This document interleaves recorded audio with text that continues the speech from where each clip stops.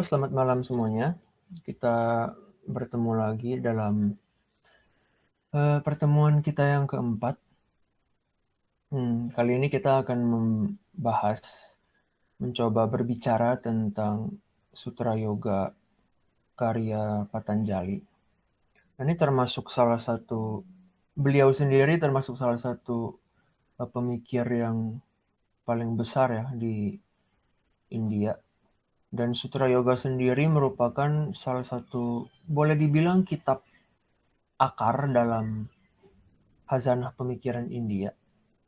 Kitab akar itu maksudnya adalah ketika sebuah kitab sampai abad-abad berikutnya itu bisa terus diperbincangkan, dianalisis, didebat, dan dituliskan komentar-komentar atas dia.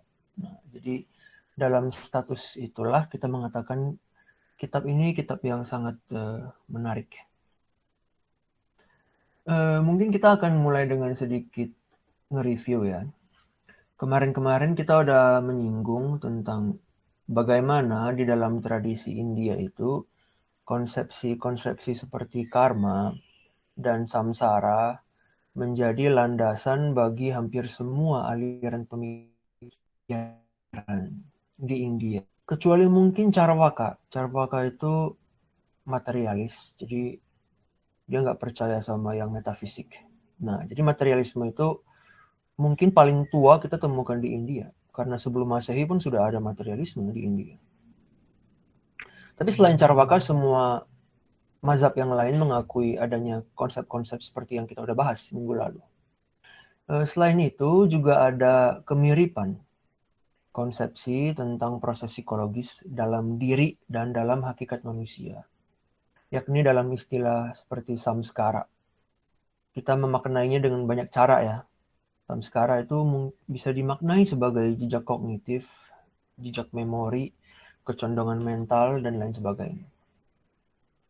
Aneka konsepsi ini berkaitan erat dengan bagaimana filsafat India memaknai cara kerja psikologi manusia dan tujuan tertinggi dalam hidup manusia. Yang kesemuanya ini bisa kita rangkum dalam satu kata, yaitu yoga. Yoga sendiri dimulai dengan analisis tentang pengalaman sehari-hari yang dicirikan dengan semacam anxiety, keresahan. Keresahan ini disebabkan oleh pengaruh dari hasrat kita, desire, yang sifatnya itu mengusik, disturbing. Nah, kedamaian dan kemurnian batin hanya muncul ketika batin kita yang gampang terusik ini telah dikontrol melalui pemurnian hasrat. Tapi, agar hasrat yang bermasalah ini bisa dimurnikan, mereka harus diekspos dulu secara utuh, secara terbuka. Nah, jadi kenapa dibilang diekspos? Karena selama ini mereka eksis tanpa kita sadari. Nah, dalam pengertian ini, kita bisa katakan bahwa yoga, filsafat dan psikologi yoga, mendahului Freud sekian abad lebih awal dalam analisis tentang unconsciousness. Gitu. Dalam perspektif yoga sendiri, sumber dari segala masalah kita adalah, kata mereka ya, benih karmik atau jejak memori dari tindakan masa lampau yang tersimpan dalam unconscious, ketaksadaran. Atau dalam istilah yoga itu dinamakan kesadaran induk. Jadi bahasa Sanskertanya itu alaya wijnana. Jadi kalau kita bicara tentang misalnya mazhab di Buddhis, salah satu mazhab besar di Buddhis yang dinamakan Yogacara, itu akan membahas secara panjang lebar tentang kesadaran induk ini. Bahasa Inggrisnya. Pokoknya kesadaran induk atau gudang kesadaran, kira-kira gitu. Nah, benih karma ini, kenapa dia berbahaya? Karena dia dinodai oleh avidya, ketidaktahuan kita, ignorance. Dia juga dinodai oleh hasrat ragawi, dan juga oleh kemelekatan pada ego, attachment pada ego kita. Attachment itu berarti kita memegang keakuan saya yang paling hebat gitu loh. Seolah-olah kamu ini, ego ini adalah pusat semesta gitu loh. Jadi, jelaslah bahwa psikologi yoga mengakui sisi manusia yang lebih gelap itu loh, yaitu si unconscious itu. Nah, pada level kesadaran sendiri, pada level consciousness, yoga memahami kognisi manusia dalam berbagai level.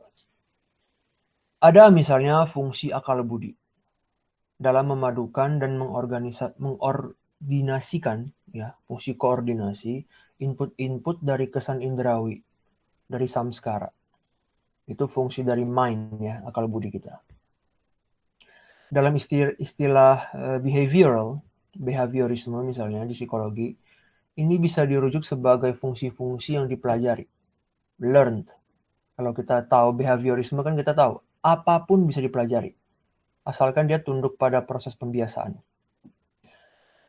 Kemudian selain fungsi akal budi, ada juga fungsi batin yang lebih tinggi, yaitu yang memutuskan secara diskriminatif, ya, secara memilah-milah, apakah impuls-impuls, ya, kan bayangkan impuls banyak ya dan membanjiri kesadaran kita, ya, banyak sekali. Nah, apakah impuls-impuls ini bakal kita respons dalam bentuk tindakan?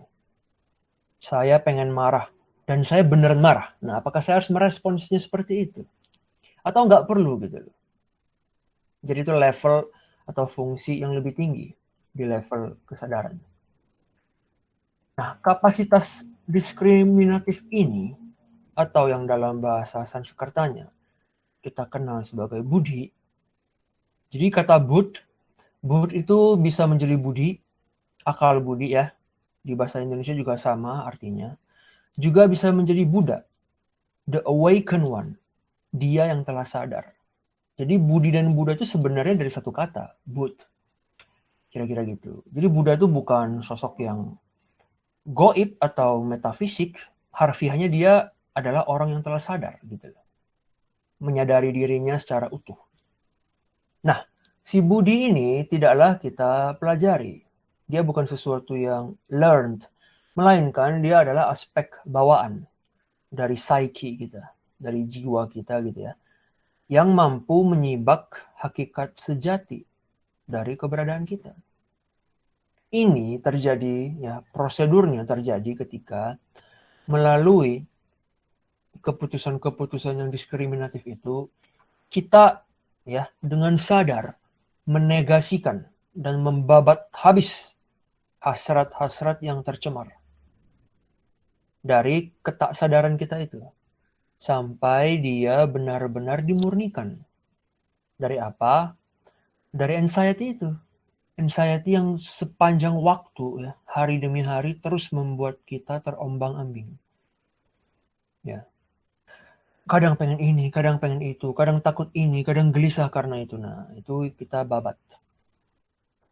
Begitu tahap ini dicapai melalui upaya yang disiplin, ya, maka kesadaran egois kita akan terlampaui, akan mengalami transendensi, dan hanya ada kesadaran murni yang tersisa, gitu loh. Pure consciousness. Menurut yoga, kesadaran murni ini, ya, yang transendental ini tidaklah imaterial. Jadi jangan bayangkan dia sesuatu yang apa ya, tidak berbentuk gitu loh. Kata yoga ada bentuknya. Nah, kata yoga, kesadaran murni ini terbentuk dari materi-materi yang bercahaya dan berenergi tinggi. Luminous dan dia high energy, material gitu loh. Itu dinamakan sattva citta. Nah, ketika ego telah dilampaui, maka logisnya tentu tidak akan ada lagi dualitas subjek-objek. Dan kini yang tersisa adalah sebuah intuisi yang sifatnya langsung atau segera. Immediate intuition atau direct intuition. Semua pengalaman dengan demikian akan melampaui individualitas. Gitu. Jadi ketika kita melihat pohon, seolah-olah kita menyatu dengan pohon gitu loh. Kita nggak lagi merasakan Saya, si Fulan, saat ini sedang melihat pohon. Nah, kesadaran itu udah hilang. Kamu lihat air ya, kamu menyatu dengan air.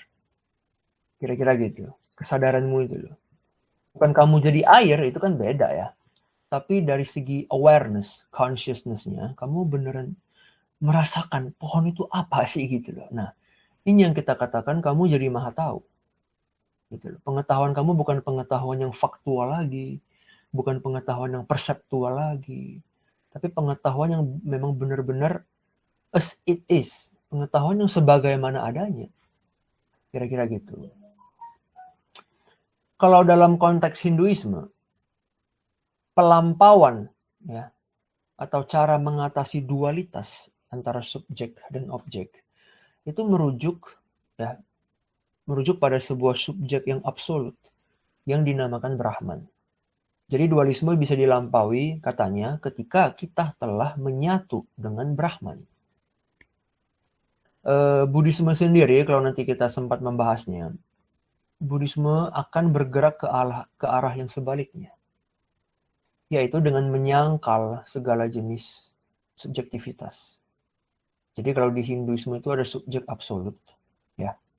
Kalau di Buddhisme, subjektivitas dalam bentuk apapun, dalam nama apapun, itu disangkal. Nah, dan Buddhisme memilih untuk berfokus kepada pengalaman objektif yang sebagaimana adanya, as it is. Jadi ada rujukan pada yang primordial. Dalam bahasa kita mungkin kita menyebutnya ketuhanan. Nah, tapi ketuhanan dalam Hinduisme somehow masih ada nuansa subjektifnya. Meskipun di sana sini ada rujukan pada sesuatu yang impersonal dan sebagainya, tapi ada pula rujukan pada subjek, meskipun dia absolut. Nah ini, perbedaan kecil inilah yang menjadi perdebatan antara Hinduisme dan Buddhisme. Karena di Buddhisme itu pengalamannya objektif.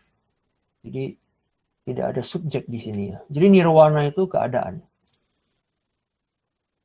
Kira-kira gitu. Nah apapun itu, hal yang signifikan adalah bahwa psikologi yoga melihat esensi dan hakikat manusia itu berada pada level transenden dari kesadaran. Jadi apa yang sadar itu di level yang superficial itu ya hanya penampakan yang sangat dangkal. Kita harus menyelam ke dalamnya. Sama kayak psikologi modern kan ya. Ketika kita dihipnosis, ketika kita disuruh berbaring dan nanti psikiater ada di belakang kita kan ya, tanya jawab. Itu kan sebenarnya ingin menyelam ke dalam kesadaran itu loh. Jadi gitu. Nah, sekarang kita bisa masuk ke slide kedua dari presentasi yang telah dikirimkan. Kita langsung ke Patanjali. Di sini ada patungnya ya. Kita nggak tahu apakah beneran seperti ini muka Patanjali, tapi ya artis yang membuatnya yang membayangkannya demikian. Di dalam Sutra Yoga itu ada ratusan bait, tapi kalau kita mau kompres, kita bisa katakan bahwa Sutra Yoga itu terdiri dari Astanga. Nah, Astanga itu adalah 8, Asta 8, Angga itu adalah bagian. Jadi kitab itu bisa dikompres menjadi satu konsep itu, Astanga. 8 bagian yoga. Nah, apa-apa sajakah 8 bagian yoga? Kata Patanjali, kita bisa membaginya menjadi 5 praktik pendahuluan, ya 5 preliminary practice, dan 3 praktik tertinggi, 3 ultimate practice. Praktik pendahuluan itu meliputi, nah ini teman-teman bisa lihat ya. Yang pertama, ini kan ada nih nomor 1, yama. Yama itu artinya self-discipline. Perwujudannya adalah misalnya hidup celibacy. Jadi gaya hidup biarawan itu yama. Hidup berpantang, misalnya tidak minum miras misalnya, nah, itu juga yama. Kemudian juga tidak mencuri dan lain sebagainya. Jadi semua itu adalah yama. Yang kedua dinamakan niyama. Jadi preliminary practice yang kedua itu niyama. Niyama artinya good habit atau kebiasaan yang baik. Apakah itu kebiasaan yang baik? Misalnya membasuh jiwa dan raga. Nah, basuh jiwa itu mungkin dengan studi, pelantunan kitab, memeditasikan sesuatu yang baik, ya, sosok yang baik, divine being. Membasuh raga ya mandi lah gitu kan ya. Kalau orang Hindu kan mandi di sungai yang dianggap suci misalnya. Berpuas diri dengan apa yang ada, content. Nah, itu kebiasaan baik. Kalau nggak puas dengan apa yang ada, ya kan, ya itu tidak baik gitu. Seperti itu. Yang ketiga adalah asana. Asana itu secara harfiah bermakna postur tubuh. Makanya nah ini terutama ketika kita membayangkan yoga, kita membayangkan ini sebenarnya, asana. Postur tubuh, kaki dilipat seperti bunga lotus dan lain sebagainya. Punggung tegak dan tatapan mata itu melihatnya ke ujung hidung gitu kan. Jadi biar nggak kemana-mana, jelalatan kemana-mana gitu kan. Itu asana. Yang keempat adalah pranayama. Nah, ini juga bagian yang cukup dikenal dalam yoga. Jadi ketika kita membayangkan yoga dalam pembicaraan yang populer, kita mungkin hanya membayangkan dua ini doang. Yoga-yoga di studio yang membayangkan asana dan pranayama. Pranayama itu pernapasan terkontrol. Nah, gitulah ya. Kemudian yang kelima itu dinamakan pratyahara. Pratyahara ini adalah penarikan semua indera. Jadi kita punya 5 indera ya. Jendela, 5 jendela, mata, telinga, hidung, kulit, lidah. Itu semua ditarik dari yang eksternal ke yang internal. So, fokus kita. Nah, pratyahara ini ada kaitan erat dengan pranayama. Bagaimana kamu menarik semua indera agar dia nggak jelalatan kemana-mana? Pasti harus ada jangkar dong. Nah, jangkarnya itu ya pranayama. Jadi ketika kamu misalnya merasa ada lalat di lututmu, ya udah biarin gitu. Kamu nggak bakal mati kok. Hanya karena dihinggapi lalat. Ada angkot lewat atau angkot nggak terlalu nyaring. Ambulans lewat dengan sirenenya kan, wiu wiu wiu. Kamu pasti dengar gitu loh. Bukan artinya kamu menarik indera, kamu nggak dengar sama sekali. Itu kan kamu jadi tuli. Beda. Kamu tahu ada itu, tapi kamu tidak memusatkan perhatianmu pada itu. Kan kadang kayak, wiu wiu wiu, wah itu apa ya? Ambulans atau mobil pemadam kebakaran? Kita selalu suka curious seperti itu. Kalau itu pemadam kebakaran berarti rumah siapa yang terbakar di sekitar sini? Atau kalau itu ambulans, waduh, apakah ini mengantar korban kecelakaan atau korban COVID gitu kan? Kita selalu kayak banyak sekali. Nah, itu tidak baik. Makanya indera harus ditarik. Kita jangkarkan pada napas. Fokus aja pada napas. Gitu lah. Kira-kira gitu. Kemudian 3 praktik tertinggi, ultimate practice, itu meliputi dharana.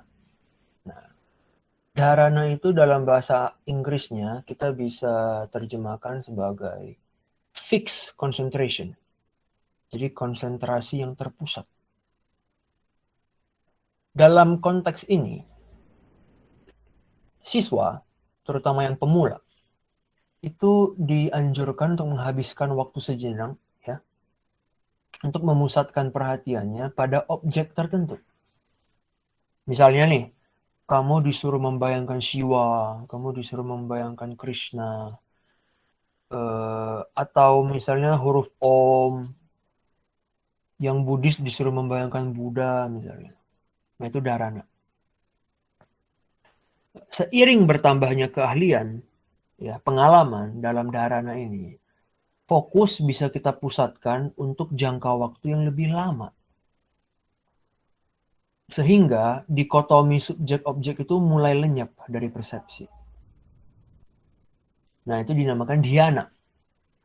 Dhyana ini atau jhana dalam bahasa Palinya, itu kita bisa terjemahkan sebagai yogic meditation. Jadi meditasi yogik, meditasi yang bersifat yoga gitu loh. Nah, di dalam level ini dikotomi antara subjek, ya misalnya kamu membayangkan Shiva atau Krishna secara visualisasi gitu kan, secara imajinatif, kan pasti ada tuh. Saya sedang membayangkan Shiva dengan mata terpejam. Ada itu somehow. Sesubtil apapun tapi pasti ada kesadaran itu. Nah, di level dhyana, dikotomi itu pelan-pelan hilang dari persepsi kita. Kalau kita makin jago lagi, maka kita bisa masuk ke tahap berikutnya yang dinamakan samadhi. Samadhi ini dalam bahasa Indonesia kita serap menjadi semedi. Ya, dalam bahasa Jawa kan ya, bersemedi gitu. Nah, semedi ini kita bisa terjemahkan sebagai trance contemplation. Ada kata trance. Trance itu kan kayak kesurupan kan ya. Kayak kerasukan gitu loh. Kontemplasi yang sifatnya trance. Apa maksudnya? Ini terjadi ketika meditasi kamu sepenuhnya sudah melenyapkan. Bukan hanya separuh-separuh ya, bukan hanya secara parsial, tapi secara total telah melenyapkan dikotomi subjek-objek. Sehingga intuisi langsung, ya direct intuition, atau istilahnya union, ya penyatuan dengan objek, sekarang bisa dicapai. Jadi ketika kamu melihat pohon, kamu jadi pohon gitu. Bukan kamu jadi pohon dari telingamu keluar daun, bukan, tapi oh inilah pohon, inilah baunya, inilah teksturnya, inilah variasi ya, gradasi warna-warnanya. Semua meluap-luap dalam diri kamu. Dan ketika kamu membayangkan Krishna, jelas tampak jelas sekali. Bukan hanya Krishna yang kita lihat di lukisan, di gambar, di foto, di mural, bukan. Sekarang Krishnanya jelas. 4 dimensi gitu loh. Ya, 4 dimensi. Jelas sekali. Semua detailnya kelihatan. Nah, kira-kira seperti itu. Jadi tidak ada lagi Krishna yang saya cerap dan saya sebagai pencerap objek Krishna itu. Nah, dikotomi itu lebur. So, melalui praktik-praktik yoga yang ini, Ashtanga ini, kita bakal melemahkan cengkeraman memori kita ya. The grasping of our memory. Dan kita juga bisa melenyapkan hasrat-hasrat egosentrik kita dari level kesadaran maupun ketaksadaran. Dan ini akan menuntun pada penemuan diri kita yang sejati. Ya, the discovery of our true self. Kira-kira gitu. Samadhi ini levelnya ada 4, nanti kita bahas. Dan di level yang keempat, level yang tertinggi, psyche kita, ya, psiko kita ini, itu akan bisa diibaratkan sebagai sebuah jendela. Ya, yang dengan jernih bisa melihat langsung. Melihat apa? Ya, melihat keilahian. The divine. Kayak kamu buka jendela dan kalau jendelamu menghadap pantai, kamu langsung lihat pantai. Jendelamu menghadap jalan raya, kamu lihat jalan raya kan ya. Nah, ini kamu buka, ketemu langsung. Kira-kira gitu. Menurut Sutra Yoga sendiri, sosok apapun bisa dipakai sebagai simbol keilahian ini. Karena in the end, pada akhirnya gambar ya hanya instrumen. Itu hanya means untuk mencapai end. Hanya alat atau cara untuk membantu tercapainya intuisi langsung kita. Kira-kira seperti itu. Di samping yoga meditasi yang lebih rumit. Jadi yoga kan ada banyak tuh. Ada yang kompleks sekali. Visualisasinya lebih rumit. Tapi ada pula yoga versi lain yang lebih sederhana. Dan yang memang lebih dipraktikkan secara luas. Nah, itulah yang kita namakan sebagai nada yoga atau sabda yoga. Atau bahasa Indonesianya yoga kata. Nah, dalam psikologi timur, diyakini bahwa pelafalan mantra tertentu punya kekuatan untuk melenyapkan hasrat egois kita.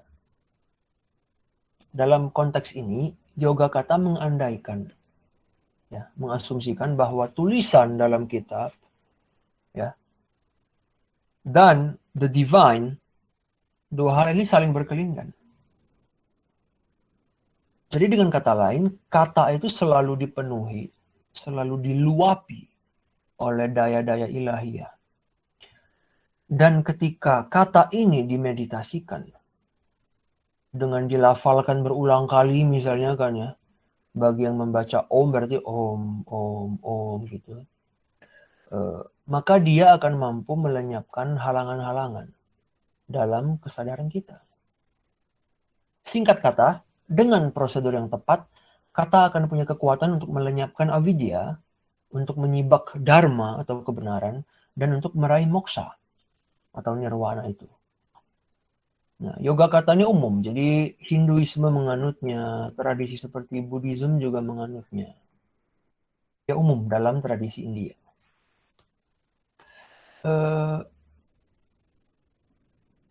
Ketertarikan Barat ya pada Timur sendiri, kita tahu ya, terutama di tahun 60-an itu, generasi yang hippie itu kan ya, itu utamanya dipicu oleh pandangan Timur tentang hakikat manusia.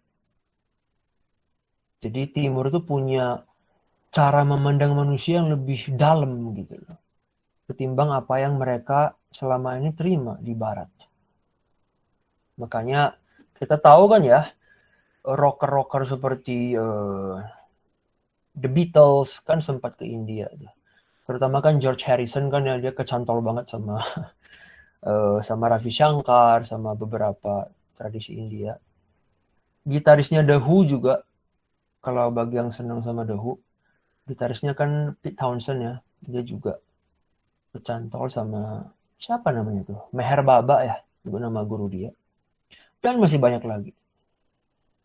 Ada juga satu albumnya Jimi Hendrix kan yang kepalanya 10 itu ya, itu album keberapa aku lupa. Tapi intinya kenapa mereka kecantol ya karena itu. Kita tadi udah membabarkan secara ringkas bagaimana bagi yoga, bagi tradisi India secara umum, manusia itu misterius gitu loh. Begitu dalam dia. Psikolog seperti Jung juga mengakuinya, tapi tidak membahasnya dengan cara yang se-profound, dengan cara yang se-eksploratif orang-orang timur. Jadi ada makanya ketertarikan pada itu. Mereka bosan dengan apa mungkin ya, monotonitas yang mereka terima kan ya, dalam tradisi barat mereka. Nah inilah mungkin sebabnya konsumsi zat-zat psikedelik, LSD misalnya, itu menjadi sesuatu yang populer sekali di barat. Ya konon kalau mau bikin musik bagus kan ya harus konsumsi dulu gitu kan ya. Nah, karena apa? Karena ketika kita mengkonsumsi zat seperti LSD, kita mengalami pengalaman trans. Dibayangkan sebelum John Lennon bikin lagu kan ya, trans dulu kan ya, samadhi dulu gitu kan ya. Nah, ini memungkinkan dia untuk keluar sejenak dari kungkungan rasional empirik dia. Kan dia di-mold, dia dibentuk seperti itu kan, oleh sosialisasi, oleh masyarakat di barat sana. Nah, ketika dia trans, dia bisa keluar sejenak menuju ketaksadaran. Nah, di situ mungkin dia bisa menggali sumber-sumber inspirasi dan kreativitas yang nggak ada ujungnya. Makin digali, makin dalam gitu. Tapi faktanya adalah pengalaman macam ini, pengalaman trans ini hanya bermanfaat bila kita mampu memahami, ya, dan ini penting, mengontrol dimensi ketaksadaran dalam diri kita. Kalau tidak, ya, maka individu akan terbebas dari penjara rasionalitasnya. Tapi dia akan keluar dari penjara itu hanya untuk terjebak ke dalam sisi yang lebih gelap, yang selama ini tidak disadarinya. Kalau kata peribahasa kita kan keluar dari mulut buaya masuk mulut harimau gitu loh. Lebih parah misalnya gitu kan ya. Lebih gelap. Sisi yang rasional oke lah. Mencekik kamu, bikin kamu sesak napas. Tapi kamu masih bisa bermanuver. Nah, masuk ke sisi yang gelap ini. Ya, the other side, the darker side of the unconscious. Kamu nggak bisa kontrol. Bayangkan kalau kamu masuk tanpa tahu cara mengemudikan dirimu. Berbahaya sekali. Makanya ada yang habis itu tiba-tiba trans jadi suicidal. Saya pengen mati aja ah. Ya ada, kenapa gitu loh ya. Dia nggak bisa kontrol. Dia bisa masuk ke ranah itu, tapi nggak bisa kontrol. gitu loh.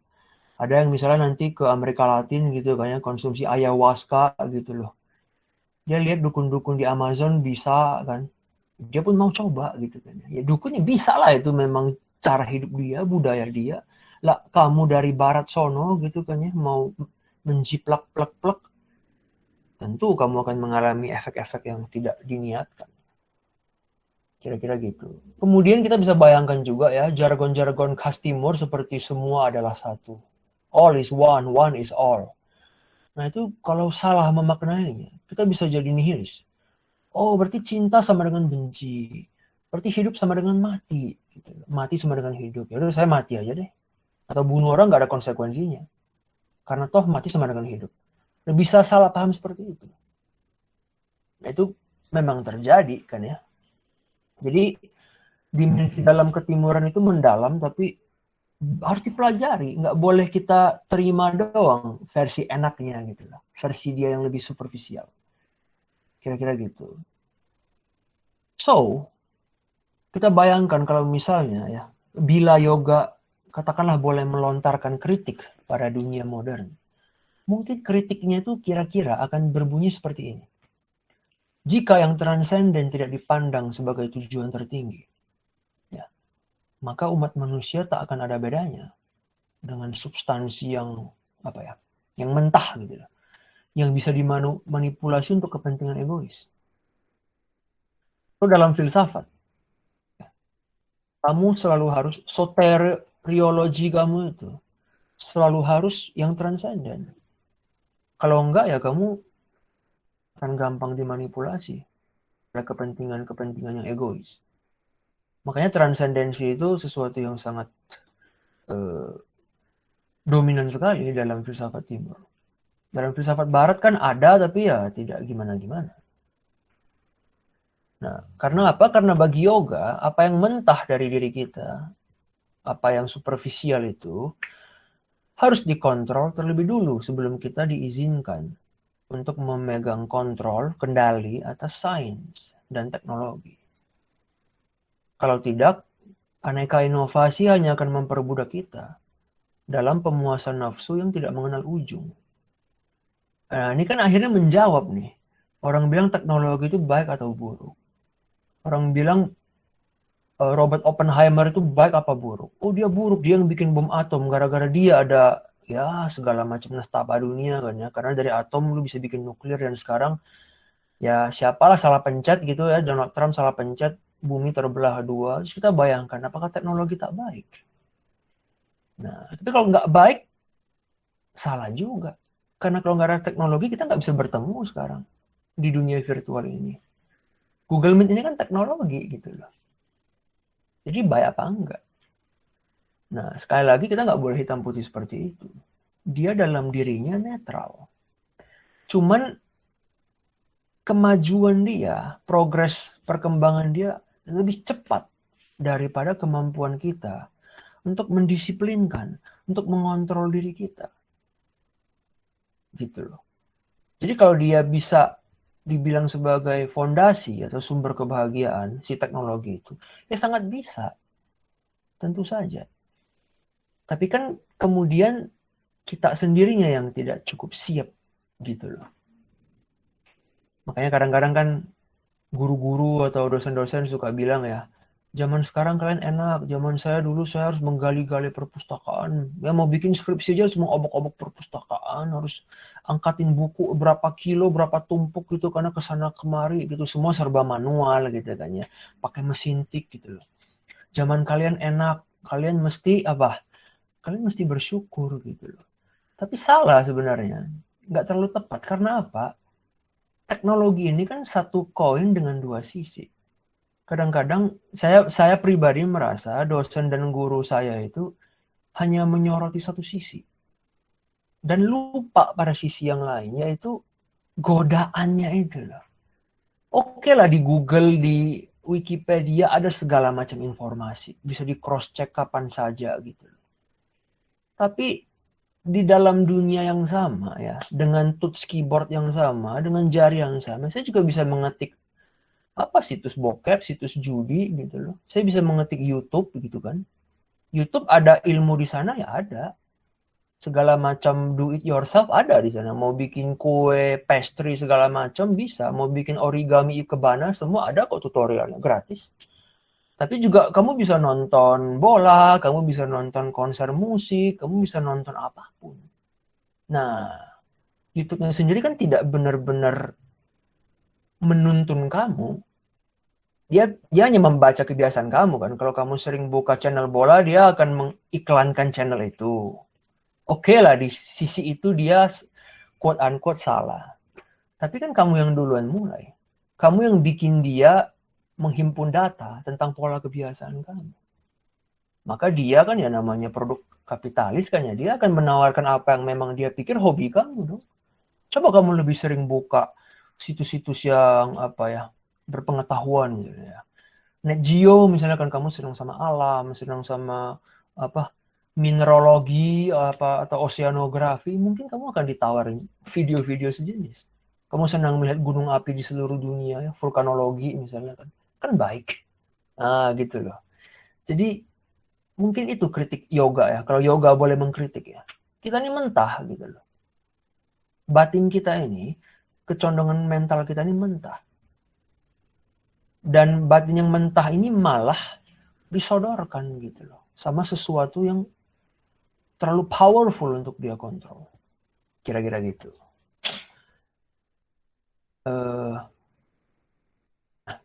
Sekarang kita bisa kembali lagi ke Patanjali. Tadi saya sudah menyinggung tentang yoga kata. Kata itu berarti bahasa. Ya. Dan sebagai manusia, kita bisa bayangkan bahwa kita hidup, kita bergerak, kita mengada dalam kata. Ya. Binatang juga kita tahu lah. Binatang itu bisa memakai gestur tertentu. Bisa memakai suara-suara tertentu untuk memberi sinyal pada satu sama lain. Dan kadang kita pikir, oke, binatang juga berbahasa. Nggak akurat.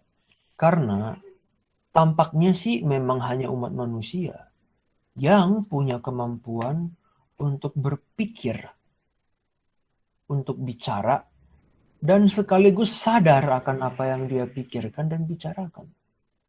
Saya kira binatang nggak sadar gitu. Dia bisa mengirim suara tertentu, tapi itu lebih ke insting.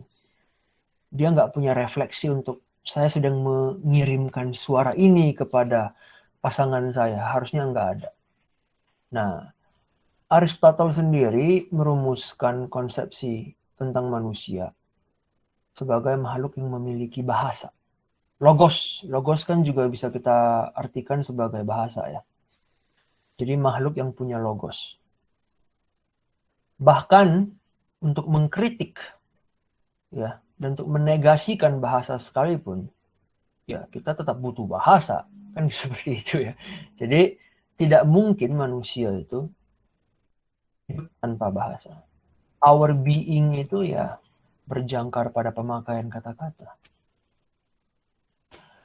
Ketika misalnya seseorang memakai kata-kata untuk menyampaikan sesuatu yang sedang tidak ada di tempat pada waktu itu. Misalnya dia bilang, saya di Bandung dan saya bilang Merapi meletus lagi misalnya. Nah itu kan Merapinya nggak ada di tempat kan ya ketika saya bicara. Nah, bayangkan saya ngomong gitu ke lawan bicara dan perkataan saya ini dipahami oleh lawan bicara. Nah, dalam konteks itu bahasa telah berfungsi. Binatang tidak bisa melakukan itu. Kalau ada bahaya yang immediate, mungkin burung bisa ciu-ciu-ciu gitu kan. Oh, burung-burung yang lain paham nih. Kabur mereka. Berbondong-bondong.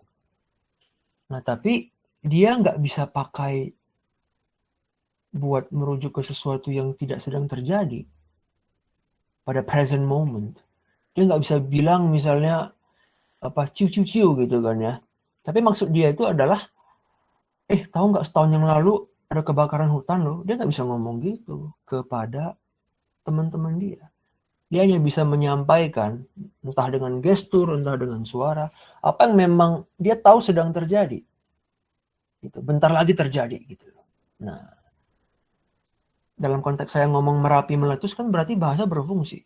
dengan caranya yang paling unik. Dia merekam gitu. Dia merekam memori. Dia mengatakan apa yang aktual dan dia juga memproyeksikan masa depan. Begitu menakjubkan ya. Nah, dalam konteks ini kita bisa bertanya, seberapa netral dan tidak biaskah proses komunikasi kata-kata ini? Ya.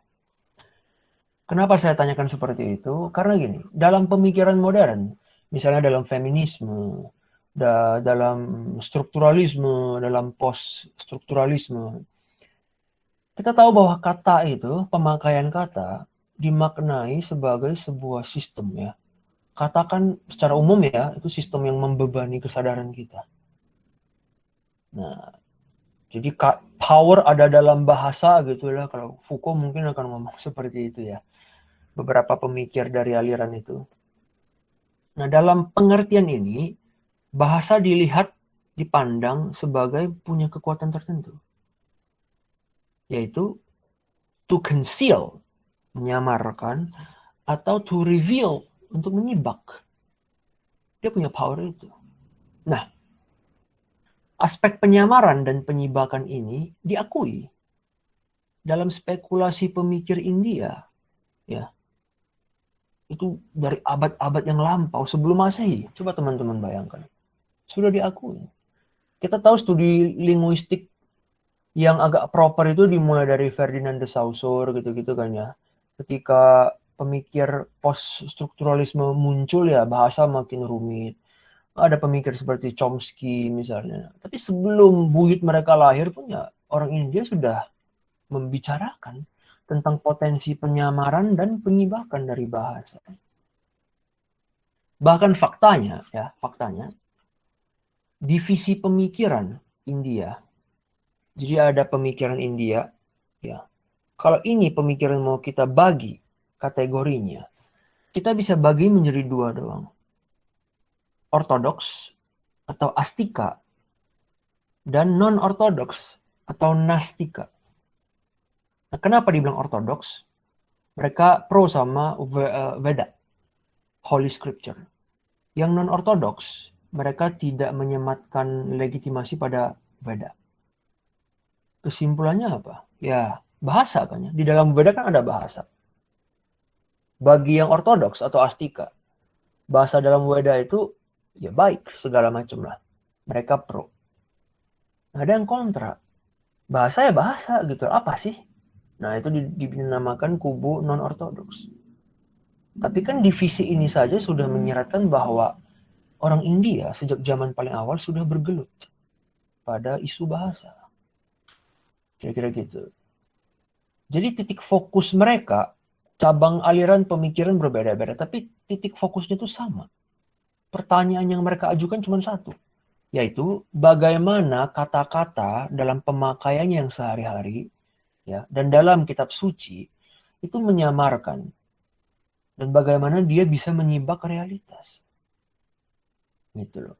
Atau singkat kata, kita bisa ganti pertanyaannya begini. Apakah kata punya potensi untuk membebaskan? Nah, itu yang kita taruh sebagai judul kita kan ya hari ini. Potensi pembebasan dalam kata. Kalau dia punya kekuatan untuk revealing, berarti dia punya potensi untuk membebaskan dong. Karena yang di-reveal itu kan pasti sesuatu yang membawa kamu menuju sesuatu yang lebih tinggi lagi. Nah, upaya kita untuk membedah sutra yoga sebenarnya itu tak lain daripada upaya untuk menjawab kedua pertanyaan ini. Dia menyamarkankah? Atau dia menyibak? Kalau dia menyibak, berarti dia bisa membebaskan kita nggak? Nah, gitu loh. Itu yang coba dijawab oleh Patanjali. Sekarang kita bertanya, so kata bisa menyampaikan pengetahuan? Nah, apa itu pengetahuan kan gitu ya? Menurut Sutra Yoga, ada pengetahuan yang valid dan ada pula cara untuk meraihnya. Kata Sutra Yoga, kata Patanjali, ada 3 cara. Jadi ini kita ngomong epistemologi ya. Dalam epistemologi Patanjali ada 3 cara meraih pengetahuan. Yang pertama adalah agama. Kan ada di slide yang ketiga nih. Jadi sekarang kita paham, mungkin bagi yang belum tahu ya, agama itu dari bahasa Sanskerta. Arti harfiahnya adalah tradition. Sebenarnya arti yang paling harfiah itu adalah that which has come down. Sesuatu yang diturunkan. Ya, kita bayang-bayangkan kalau itu kepanjangan ya kita mau pakai satu kata, ya udah tradisi gitu. Jadi agama itu tradisi. Makanya apakah ada agama resmi nggak resmi ya jadi cukup konyol ya. Ketika kita paham etimologinya, kita akan tertawa apakah ada agama resmi nggak resmi. Karena agama artinya tradisi. Jika kamu adalah sebuah suku atau suku bangsa, kelompok etnik, dan kamu sudah hidup dari generasi ke generasi di sebuah wilayah geografi tertentu, tentunya kamu punya kumpulan, sehimpunan nilai-nilai, seperangkat norma gitu ya, yang kamu turunkan. Adat kebiasaan, kebudayaan material maupun imaterial yang kamu turunkan. Itu saja sudah dinamakan tradisi. Itu saja sudah agama. Sesuatu yang membuat kamu bisa hidup. Itu pegangan gitu. Jadi agama itu komunikasi lisan. Karena apa yang diwariskan itu konotasinya adalah sesuatu yang oral. Sesuatu yang lisan. Dongeng, legenda gitu kan ya. Malin Kundang apa pesan moralnya? Sang Kuryang misalnya apa pesan moralnya? Semua kebudayaan pasti punya. Jadi semua manusia tidak mungkin tidak ada yang punya agama. Itu kalau kita ngomong etimologi ya. Jadi gak mungkin ada yang resmi gak resmi gitu loh. Kira-kira gitu.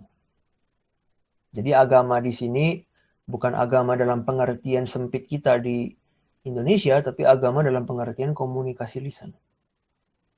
Ya, tuturan oral gitu loh. Cara yang kedua adalah, ini kita bisa lihat di slide yang keempat, halaman 4, pratyaksa. Nah, pratyaksa itu harfiahnya adalah that which is perceptible to the eye or visible. Dengan kata lain, biar nggak usah bingung-bingung, itu empirisisme, pratyaksa. Apa yang bisa dicerap dengan indera, itu pratyaksa. Kemudian ada yang namanya anumana. Nah, anumana itu definisinya adalah reaching truth from observations and previous truth by applying reason. Ya. Menerapkan nalar. Ya, daripada bingung-bingung, rasionalisme. Jadi sebelum René Descartes ngomongin rasionalisme, ya, sebelum John Locke, David Hume, Francis Bacon ngomongin empirisisme, sebelum buyut mereka lahir, ya orang India sudah membicarakan ini. Bukan sesuatu yang baru ini, Mbak. Gitu lah. Jadi ada agama, ada pratyaksa, dan ada anumana. 3 inilah ya yang dalam epistemologi India kita namakan sebagai cara meraih pengetahuan. Jadi pengetahuan ada dan bisa diraih. Bagaimana caranya? 3 ini. Gitu. Jadi bagi Patanjali, oke, pengetahuan ada. Nah, kata-kata menyampaikan pengetahuan, kalau bagi Patanjali ya, apabila kata-kata itu benar dan tidak menipu. Apa syaratnya kata-kata itu benar dan tidak menipu? Kan kita jadi bertanya kan ya. Nah, kata Patanjali syaratnya adalah si penutur kata harus punya batin yang murni. Batin dia itu haruslah tidak membelokkan apa yang telah dipersepsikan. Apa yang telah dia simpulkan. Jadi kalau persepsi dia bilang A, nalar dia bilang A, ya kata yang dia tuturkan kepada pendengar ya harus A. Gitu. Dia nggak boleh bilang oh B atau oh C gitu loh. Nah kalau dia belokkan itu karena kepentingan egois tertentu, ya maka itu kata nggak benar. Kira-kira gitu. Nah ketika sosok penutur macam ini ya yang batinnya murni itu bicara tentang sesuatu yang telah dia persepsikan, telah dia simpulkan, maka pengetahuan yang dia sampaikan melalui kata-kata itu ditransfer ya. Kayak transfer uang gitu ya pakai klik BCA ya, kamu bisa bayangkan. melalui apa? Aksi mendengar. Jadi ada kata, kamu secara sadar melakukan the action of listening, of hearing. Nah, kata-kata masuk ke batinmu. Batin pihak pendengar. Nah, ketika itu masuk, itu terjadi, disitulah agama terjadi. Disitulah agama rampung. Maka tadi kita sebut agama sebagai komunikasi lisan, karena itu. Ketika apa yang disampaikan diterima dan dipahami, dan apa yang disampaikan itu benar, yang mengandung nilai kebenaran, ya itu agama. Gitu loh. Jadi siapa saja bisa beragama gitu ya. Ya apakah sains agama ya? Kalau sains kita pandang sebagai tradisi, ya, akumulasi pengetahuan gitu kan ya. Ya sains agama dong. Bukan dalam pengertian puitis ya. Kan orang bilang saintisme, sains jadi agama baru. Ya memang sains agama gitu loh. Dalam etimologinya sains agama. Ketika gurunya Hawking ngomong ke Stephen Hawking, Hawking paham ya, Hawking udah dapat agama. Dalam proses belajar mengajar di bangku kuliah di mana dia ya? Cambridge apa Oxford ya? Entah di mana itu berlangsung itu proses agama. Jadi ini kita pahami dalam pengertian yang paling praktis. Tidak puitis itu loh, sains adalah agama. Jadi ini benar. So memang syarat utama berlangsungnya agama adalah bahwa sang penutur itu adalah sosok yang reliable, terpercaya dia. Yang dia memang punya tata cara untuk meraih pengetahuan dengan tepat. Gitu loh. Dia tahu caranya dan dia juga punya kesediaan untuk menyampaikannya. Kalau nggak tahu kan apa yang disampaikan salah. Tapi kalau tahu tapi dia egois, berarti dia nggak punya kesediaan kan. Dia punya kepentingan pribadi. Nah, jadi harus punya kesediaan, willingness. Mungkin karena kamu compassion orangnya gitu kan. Dan sisi kedua harus punya cara untuk meraih pengetahuan itu. Nah, itu definisi dari penutur yang terpercaya. Tapi ya kita juga harus ingat bahwa proses agama ini bisa saja gagal berlangsung. Misalnya ya karena batin dari pihak pendengar itu dipenuhi oleh halangan. Kan kita tahu di batin kita, arus kesadaran kita itu ada halangan. Nah, kadang-kadang guru punya willingness, ya pihak penutur punya willingness dan punya tata cara yang valid. Dan dia menyampaikan pengetahuan. Tapi kitanya yang mental gitu loh. Dikasih tahu yang benar ya, woi bumi itu bulat loh gitu kan. Kamu malah datar kamu bilang kan ya. Padahal bumi bulat misalnya kan ya. Jadi itu. Nah, inilah kemungkinan inilah alasan kenapa studi Weda itu dibatasi hanya pada 3 kasta pertama. Kalau kamu kastanya terlalu rendah, ada asumsi bahwa batin kamu pasti lebih banyak halangan. Kalau kamu 3 kasta pertama, apalagi kalau kamu Brahmana. Bayangkan kalau kamu Brahmana coba. Kamu gak usah ngapa-ngapain kan ya. Apapun yang kamu lakukan, bahkan profesi kamu, sumber nafkah kamu, itu sesuatu yang berhubungan dengan religi. Jadi di keadaan mental kamu semuanya serba religi, serba spiritual gitu loh. So ketika dikasih agama ya gampang nangkapnya. Ksatria agak lebih susah. Waisya agak lebih susah karena harus berdagang kan ya. Nah kalau udah sudra, kalau udah paria ya sudah gitu loh, nggak mungkin bisa. Jadi ada spekulasi yang mengatakan demikian. Kira-kira gitu. Kalau bagi Shankara sendiri, ya ini tadi kan saya ngomong Patanjali tuh. Sekarang saya ngomong Shankara. Bagi Shankara, otoritas agama itu bergantung pada pihak pendengar, bukan penutur.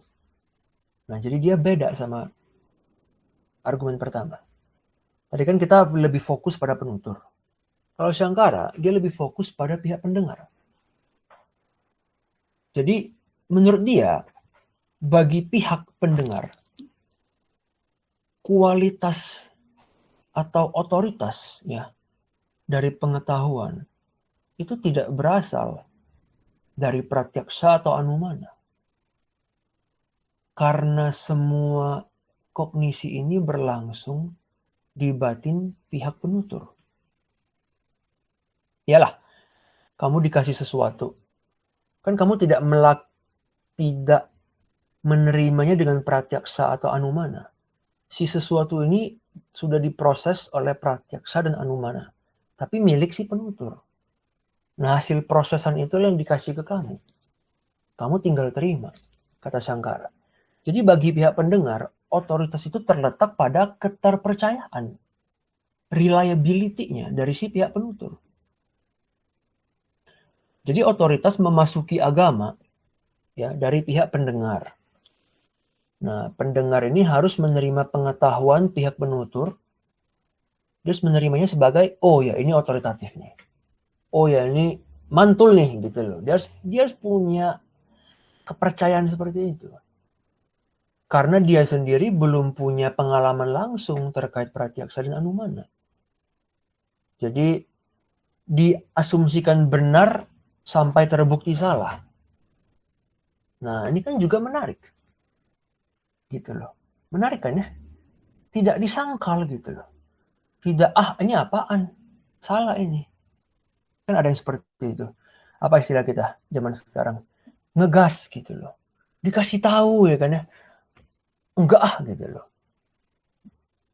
COVID ini ada loh gitu kan. Enggak, itu hanya konspirasi misalnya kan ya. Dan ada dan makin banyak orang seperti itu. Apapun jadi teori konspirasi. Bukan karena dia bodoh, enggak. Tidak sudi mendengar. Karena tidak menaruh kepercayaan pada pihak penutur. Sedangkan dia sendiri sebagai pihak pendengar belum lagi memunculkan pratyaksa dan anumana secara personal gitu loh. So dia sendiri belum ada pratyaksa, belum ada anumana, udah gitu tidak mau pula mengasumsikan sebuah pengetahuan sebagai benar sampai terbukti salah. Nah, bagaimana mau bijaksana?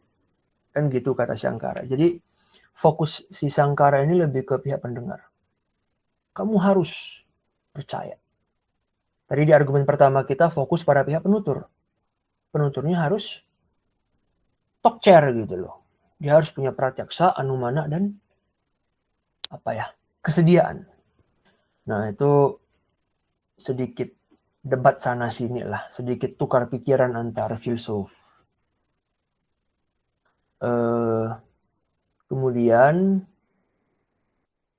kita bisa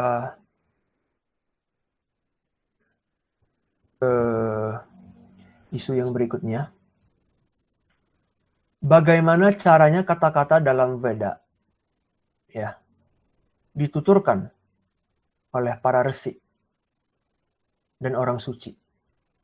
Nah, itu kan ada di slide yang ke-5 tuh. Ini aku ambil dari Museum Nasional Bangkok. Nah, aku pernah ke sana sekali, suaranya memang bagus banget. Aku cari di Google, ketemu ya kan. Ya udahlah, aku pakai aja. Ini mungkin Iswara paling cakep yang aku pernah lihat. Nah, tapi sebelum ke Iswara, kita akan ngomong dulu ke resi. Resi itu kita tahu harfiahnya adalah dia yang melihat. Melihat apa ya? Melihat kilasan pengetahuan itu. So, bagaimana caranya kata-kata dalam Weda yang kita baca di buku jilitan itu dituturkan oleh para resi? Nah, berhubung objek dari kata-kata dalam kitab adalah sesuatu yang metafisik, artinya dia tak bisa dipersepsikan, tak bisa disimpulkan. Lantas bagaimana mereka bisa digolongkan sebagai agama? Atau sebagai pengetahuan lisan yang valid gitu loh. Kan gitu tuh. Melampaui pratyaksa kan ya, melampaui anumana. Beberapa konsep dalam Weda itu. So bagaimana itu? Nah, dalam Sutra Yoga kita akan menemukan konsepsi tentang Ishwara. Jadi Sutra Yoga itu tidak membahas tentang Brahman. Ketika ada rujukan pada penyatuan, dia tidak mengatakan penyatuan dengan Brahman, tapi spesifik dia mengatakan dengan Ishwara. Jadi yang paling tinggi, the highest being, the ultimate being, the original being dalam Sutra Yoga itu Ishwara. Ishwara itu didefinisikan sebagai the original speaker. Bahasa Indonesianya mungkin penutur asli, penutur asali gitu. Nah, siapa Ishwara? Dia adalah sejenis makhluk, sejenis diri ya. Itu bahasa Sanskertanya Purusha. Dia adalah sejenis Purusha yang khusus, unik, distintif, yang dari awal tidak pernah dinodai oleh karma. Tidak pernah dinodai oleh samskara, oleh vasana, oleh apapun. Jadi dia nggak ada kebencian, nggak ada hasrat, dia nggak ada kemelekatan pada diri. Dia nggak ada apapun. So, sementara semua makhluk lain ya mesti melampaui batasan, melampaui halangan-halangan karmik demi meraih pembebasan mereka masing-masing, Ishwara sendiri itu sedari dulu udah bebas. Gitu. Dan bebas di momen sekarang dan akan selalu bebas di masa-masa yang akan datang. Itu Ishwara. Tapi kata Sutra Yoga, si Ishwara yang transendental ini pada saat yang sama ya, secara simultan juga hadir di dunia sebagai materi. Prakrti kalau bahasa Sanskertanya. Nah, dia hadir di dunia, yalah dia harus sebagai materi dong, kalau enggak kan dia nggak bisa ada di dunia ya. Tapi bukan materi yang keras kayak meja, batu, enggak. Dia materi yang subtil gitu loh. Nah, materi subtil ini didefinisikan sebagai semacam kesadaran tapi yang transparan. Jadi dia materi-materi yang tadi itu lah bercahaya, high energy, luminous gitu loh. Nah, tapi nggak beneran bisa dipegang. Nah, bahasa Sanskertanya adalah sattva. Teman-teman bisa lihat itu di slide yang ke-6. Nanti kita akan bahas. Sattva, jadi Ishwara itu hadir di dunia sebagai sattva. Sattva ini dalam konteks Hindu ya bisa dibaca sendiri ya. The quality of balance, harmony, goodness, purity, universalizing, holistic, constructive. Pokoknya semua yang baik-baik dah. Itu sattva.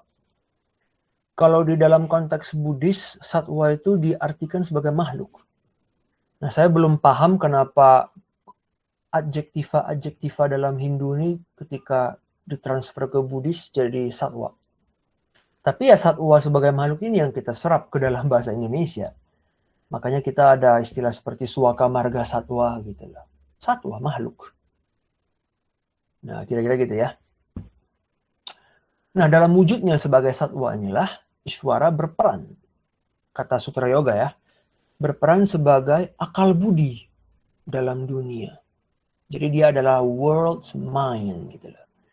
Tujuannya apa? Untuk membantu semua makhluk lain meraih pembebasan. Kira-kira gitu. Nah, tiap kali sebuah siklus dunia akan berakhir, di dunia ini pasti kiamat. Tapi ya pasti akan muncul lagi. Big Bang lagi.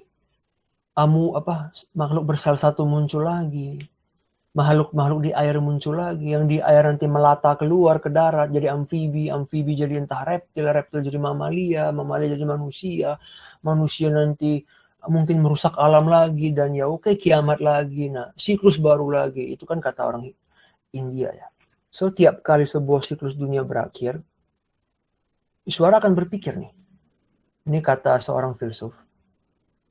Ishwara akan berpikir, akan membatin dia.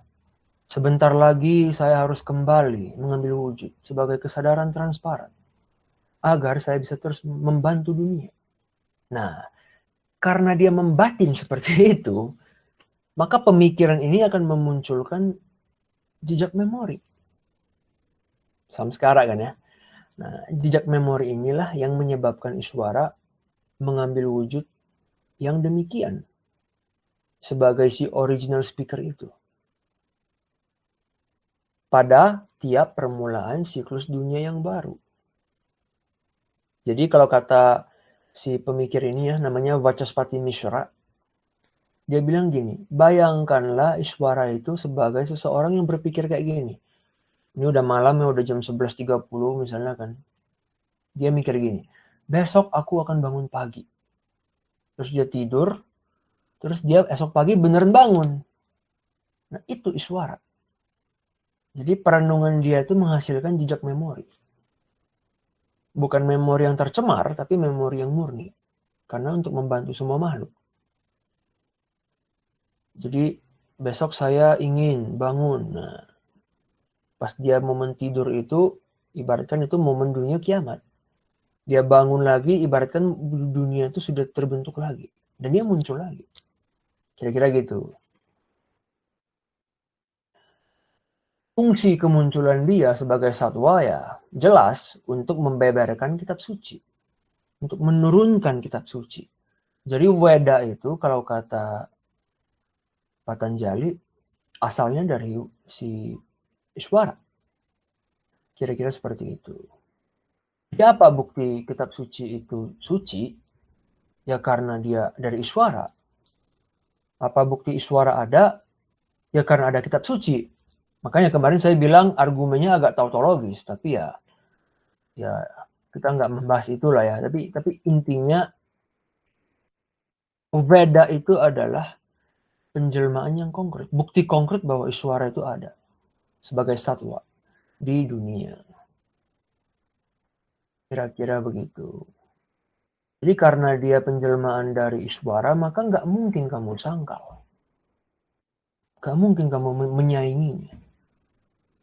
Bahkan yang paling ekstrim dari semua mazhab ini, itu mazhabnya Mimamsa ya. Jadi Mimamsa ini bahkan mengatakan tidak ada kebenaran selain dalam kata. Bahkan dewa-dewa pun hanya eksis ketika kita menuangkannya dalam kata. Jadi ketika Wisnu itu tidak kita ucapkan dengan eksplisit, Wisnu, dia nggak ada gitu loh. Nah itu dibawa sampai ke level yang begitu quote-unquote ekstrim oleh Mimamsa. Untuk mengimani prinsip ini, yoga kata ini. Untuk mengimani bahwa Weda ini begitu adiluhung gitu loh. Sampai kalau di Weda itu nggak ada tulisan Ganesh, nggak ada Ganesha gitu loh. Apa yang kamu bayangkan Ganesha karena itu dituangkan dalam kata.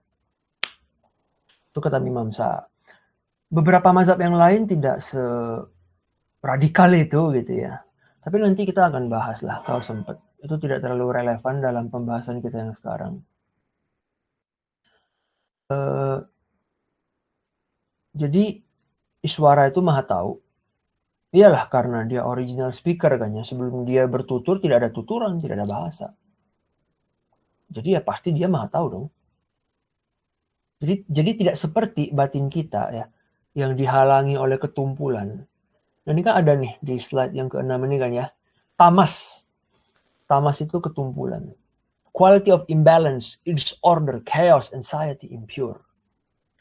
Nah jadi sedikit mundur ke belakang, guna ini, aku nggak tahu, guna mungkin juga kita serap ya. Kegunaan, tidak berguna gitu ya. Guna itu ya mungkin apa ya, menyiratkan kualitas gitu loh. Tidak ada gunanya ini. Mungkin artinya tidak ada kualitas gitu. Tebakan saya loh ya. Tapi dalam istilah filosofis itu artinya moda eksistensi. Jadi tiap manusia itu punya guna, tiap makhluk punya guna, moda eksistensinya. Nah, atribut, properti, tendensi, ya kan? Guna itu dibagi menjadi 3. Tiap-tiap makhluk pasti punya guna yang terbagi 3. Satwa, rajas, dan tamas. 3-nya ini selalu hadir dalam diri kita. Cuman kadang-kadang yang satu lebih dominan daripada yang lain. Gitu loh. Ya most of the time yang paling dominan ya pastinya tamas. Kadang-kadang yang lebih dominan kedua, di peringkat kedua itu adalah rajas. Nah, yang paling jarang kita temuin itu adalah satwa.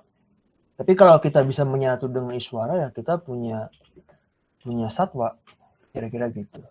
Tapi kalau kita punya tamas, itu akan mencegah kita mengetahui hal ihwal yang ada di luar persepsi kita. Gitu. Hanya gara-gara tidak tercerap persepsi kita, nggak adanya itu. Kadang sudah tercerap pun nggak mau percaya, kan gitu ya. Nah, di sisi lainnya sosok Iswara itu cerminan bagi semua realitas. Gitu. Jadi dia satwa dalam semua totalitasnya 100% gitu ya. Kita mungkin, aku nggak tahu, 1% mungkin. Kira-kira gitu. Bahkan kata Patanjali, ini menarik. Sosok-sosok seperti ya orang-orang suci di India kan banyak tuh. Misalnya Buddha, Sakyamuni, atau di tradisi Jain ada yang namanya Mahavira. Nah, bahkan sosok seperti Buddha dan Mahavira pun kan dulunya manusia tuh. Ya Buddha juga bilang, saya dulu manusia, coba trial error ya lama-lama pencerahan gitu kan ya. Tapi fakta bahwa kamu dulu pernah jadi manusia, fakta bahwa kamu ketika dulu jadi manusia dalam fase trial errormu, pastilah kamu punya halangan karmik. Fakta itu saja sudah menunjukkan bahwa kamu tentunya tidak akan pernah bisa mencapai level yang separipurna Iswara. Karena Iswara bukan manusia gitu loh. Kalau kamu pernah jadi manusia, ya kamu pasti ada cacat. Sekarang kamu bilang kamu sempurna. Ya, sekarang kamu sempurna. Dulu kamu pernah nggak sempurna. Nah, fakta bahwa dulu kamu pernah nggak sempurna, berarti kamu nggak akan pernah satu level sama Iswara. Nah, ini yang akhirnya kan jadi bahan perdebatan lagi. Kalau ada sesuatu yang dari dulu sudah sempurna, nah, siapakah dia? Apakah dia subjek? Kalau dia subjek berarti kamu mengasumsikan kekekalan. Saya bantah itu. Nah, nanti yang dibantah balas lagi. Bla bla bla bla bla. Itu bukan urusan kita. Tapi intinya bagi Sutra Yoga ya, siapapun orang suci, ya namanya orang suci kan suci, tapi orang gitu loh. Pernah nggak suci dong? Ya sudah. Berarti levelnya masih di bawah Iswara. Kira-kira gitu. Dalam kitab komentar yang dia tulis, ini kita lanjut, Shankara turut menambahkan beberapa contoh yang menarik. Ini saya kutip beberapa. Misalnya gini, dia bilang gini, bila sebuah pelita kamu taruh ke dalam kendi tanah liat, terus kendinya kamu kasih lubang, maka kan cahaya akan tampak tuh melalui lubang tersebut. Nah, tapi kecil kan ya, cahaya hanya akan tampak sejauh diameter lubang itu. Sebaliknya, bila kendi kamu pecahin, jedor, nah cahayanya kan seret, langsung menerangi seisi ruangan kan, tanpa perlu bergantung pada lubang itu lagi. Nah, dalam konteks ini, kata Shankara, kendi tanah liat itu adalah raga kita. Lubangnya adalah mata kita. Gitu loh. Kita punya mata, kita dikasih lubang. Dikit. Ada cahaya kita bisa lihat, tapi dikit. Karena hanya sebatas apa yang ditangkap oleh indera mata. Sementara di sisi lain, Iswara tidak terjebak dia dalam batasan apapun. Dia nggak punya raga. Dia tidak seperti badan kita yang kayak kendi itu loh. Jadi ya dia selalu dan akan selalu seperti pelita yang udah dibebaskan dari kendi. Dimanapun dia hadir ya seisi ruangan terang gitu. Sehingga dia pun juga bisa berkontak, ya menjangkau semua objek dengan bebas. Free dia. Kayak gitu. Nah, sebagai tambahan, ini pun menarik.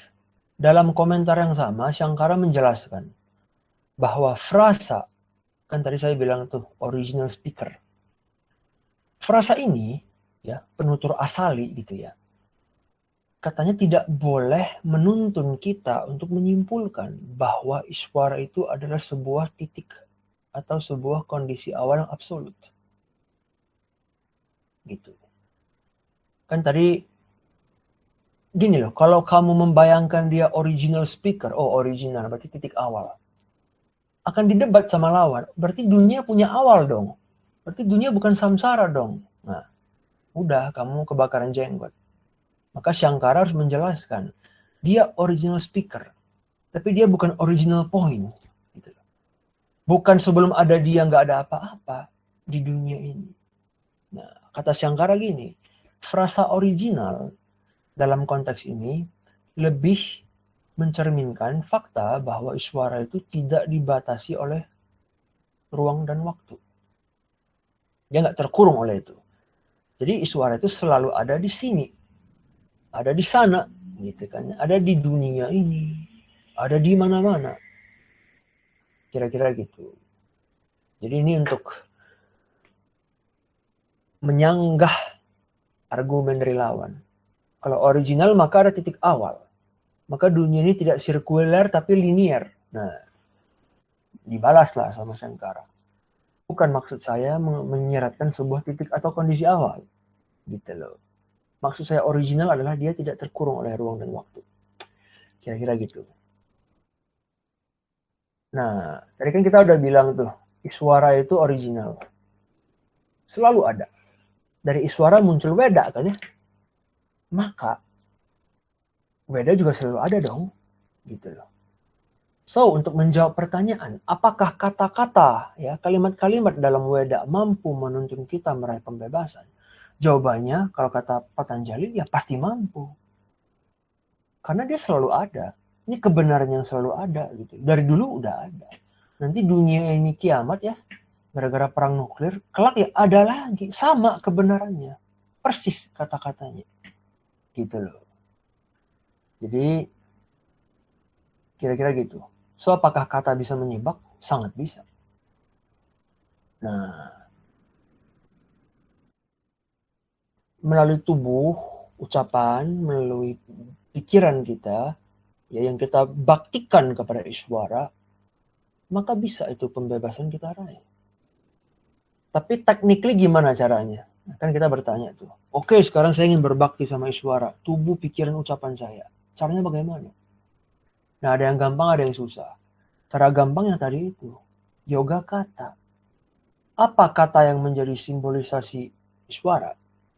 Nah kata orang India, banyak suku kata suci di sana, tapi yang paling suci itu adalah Om.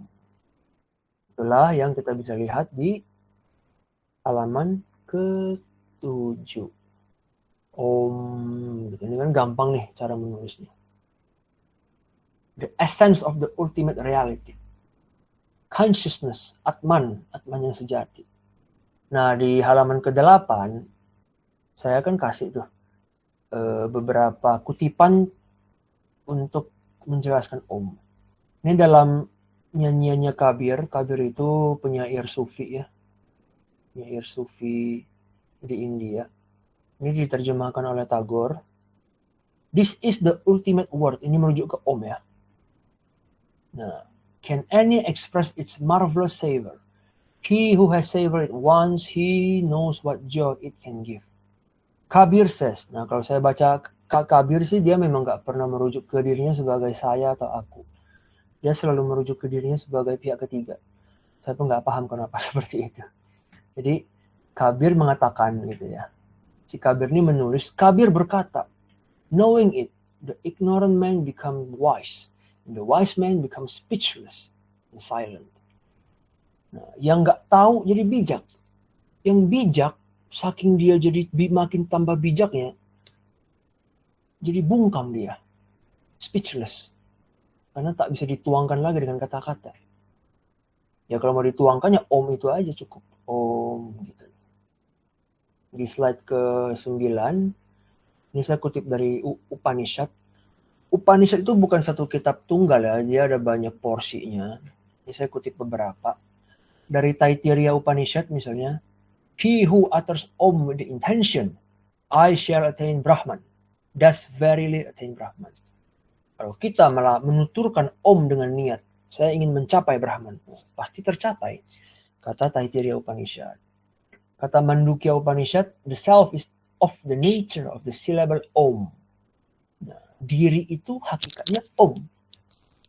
Jadi meditasikanlah Om sebagai diri. Kira-kira gitu. Di halaman 10, ini saya kutip dari Svetasvatara Upanishad. God is the syllable Om. Out of him proceeds the supreme knowledge. Nah, God sama Om itu sama. Dan dari keduanya muncullah pengetahuan. Nah, ini dari Brihadaranyaka Upanishad. Om is the Brahman, the primeval being, makhluk asali gitu ya. This is the Veda which the knowers of Brahman know. Through it one knows what is to be known. Melalui Om, kita akan mengetahui apa yang perlu diketahui. Kira-kira gitu. Kemudian di halaman 11, saya kutip panjang lebar karena kita lagi bahas Patanjali ya. Saya kutip panjang lebar dari Patanjali. Nah, ini kan kita udah singgung tadi ya, Iswara adalah partikular purusha. Tak tersentuh oleh apapun yang tercemar, terpolusi gitu loh. Nah, ini bisa dibaca sendiri sama teman-teman.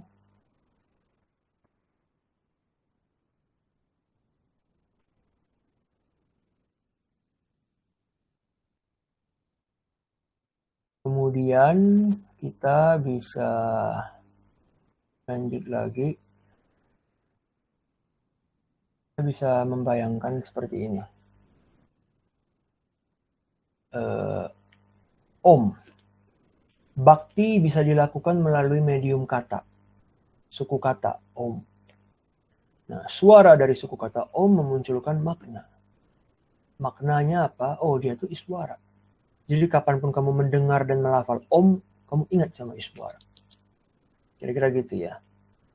Nah, hubungan antara kata dan makna ini abadi, eternal. Kenapa dia bisa punya hubungan seperti itu? Ya karena ada teorinya, tapi kayak kita nggak akan bahas panjang lebar. Kalau teman-teman mau baca bisa, namanya Spota. Bisa diselidiki sendiri, SPHOTA. Ini saya nggak akan bahas di sini sekarang. Spota itu sebuah teori linguistik. Secara harfiah bermakna bursting forth, menyembur keluar. Jadi ketika sebuah kata diucapkan, maknanya menyembur keluar dari kata itu. Tiap kata pasti punya makna yang abadi hubungannya. Kata Hindu, kata yang ortodoks. Kalau yang non-ortodoks akan tidak bersepakat. Kata ya konvensi kan seperti itu. Tapi kata Patanjali misalnya ya, kata itu hubungannya abadi dengan makna. Jadi Om ya pasti Iswara. Kira-kira seperti itu. Dari perspektif sekuler yang modern gitu ya, ya mungkin sangat gampang ya untuk melewatkan makna mendalam dari sutra yoga ini. Pikiran modern kita yang tidak terbiasa dengan kesubtilan dari konsentrasi yogik, ya kita yang nggak pernah latihan yoga dengan mendalam gitu ya, beneran memasuki dharana, dhyana dan samadhi, kita mungkin apa-apaan gitu loh. Masa Om bisa koneksi sama Iswara? Omong kosong gitu kan ya. Ya mungkin di pikiran kita, saya juga termasuk gitu kan ya. Mungkin cuma bisa membayangkan sesosok individu yang melafal mantra sambil memutar tasbih di tangan. Om, om, om, om, om, om gitu. So gagasan bahwa ritual primitif semacam ini, ya kita kan kayak, primitif sekali kamu gitu lah. Nah, gagasan bahwa ritual kayak gini bisa mendekatkan kita pada keilahian, kan kayaknya agak absurd gitu ya. Tapi bagi tradisi India, konsentrasi terpusat pada suku kata suci seperti Om, itu memang diyakini mampu menyatukan kita dengan keilahian. Terutama di tahap samadhi, level ketiga itu. Nah, samadhi ini sendiri bisa dibagi menjadi 4 level lagi. Nah, disinilah kita masuk ke slide kita yang terakhir. Tahap paling awal itu savitarka samadhi. Nah, itu ketika pelafalan suku kata seperti Om masih terkait dengan konvensi linguistik dan maknanya. Jadi ketika di tahap ini kamu melafalkan Om, di otakmu itu masih Om, Om, Om, Om. Om itu kan Iswara. Om adalah Iswara. Kamu tidak secara sadar tapi ada proses refleksi seperti itu. Subtil tapi ada. Om adalah Iswara, Om adalah Iswara gitu loh. Nah, kamu lebih pengalaman lagi, kamu bisa masuk ke Nirvitarka Samadhi. Ini terjadi ketika pelafalan kita semakin intens, ya, dan akhirnya memunculkan gambaran Iswara, the imagery of Iswara itu ya, dimunculkan dengan jernih dalam batin individu. Tanpa bantuan kata lagi. Jadi sekarang Iswaranya muncul. Teng, gitu. itu bisa dipertahankan dan malah ditingkatkan, maka kita bisa masuk ke tahap yang ketiga. Namanya savicara samadhi. Nah, ini terjadi ketika pelafalan yang awalnya dilakukan dengan bantuan suara, om, om, om, kini dilakukan dengan mental. Gitu loh. Jadi kamu apa istilahnya? Dalam hati gitu loh. Gitu kan ya, dalam hati. Jadi di isi kepalamu ada suara om yang keras sekali.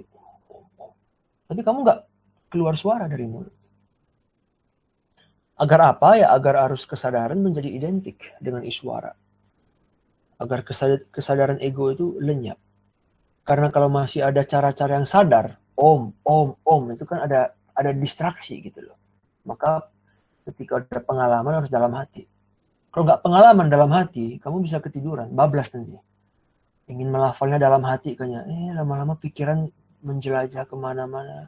Dan tanpa kamu sadari, kamu udah tertidur gitu. Maka awalnya pasti harus dengan bantuan suara. Kalau udah pengalaman, boleh dalam hati.